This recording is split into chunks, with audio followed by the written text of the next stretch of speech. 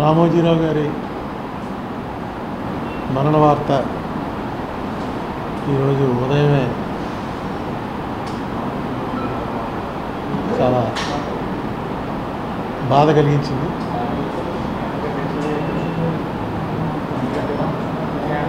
అయితే మన శాస్త్రాల ప్రకారం జాతస్య హి ధ్రువో మృత్యు వాంసాంసి జీర్ణాని యథా విహాయ నవాని గృహాని నరోపరాణి. ఏ రకంగా అయితే జీర్ణ వస్త్రాలని త్యజించి కొత్త బట్టలు వేసుకోవటం ఎలాగో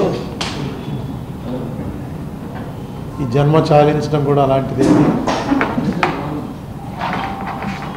ఆయన పూర్తి జీవితం గడిపారు, ఎవరితో రాజీ పడకుండా ఒక ఫైటర్గానే కాలధర్మం చెందారు.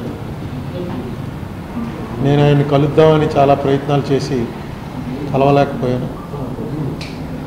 అదొకటే నాకు అసంతృప్తి ఉంది. కానీ ఆయన ఏ రంగంలో ప్రవేశించిన ఆ రంగంలో ఒక సెలబ్రిటీ స్థాయికి ఎదగగలిగారు. నేను మీకు అనేక సార్లు చెప్పాను, నేను చూసిన వాళ్ళలో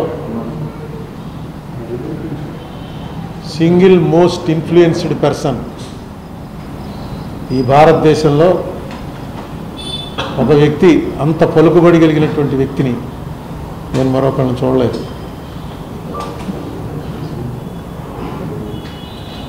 మనిషి అన్నాక జాతస్య హి ధ్రువో మృత్యు కదా, చనిపోక తప్పదు. కానీ నాకెందుకో నేను ఆయన కలవగలనని అనుకున్నాను.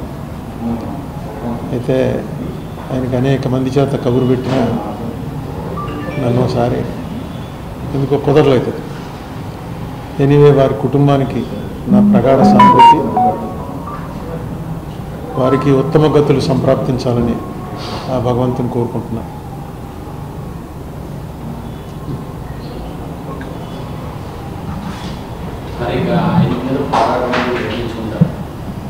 ఆయన లేకపోతే ఆయన మీద పోరాటం.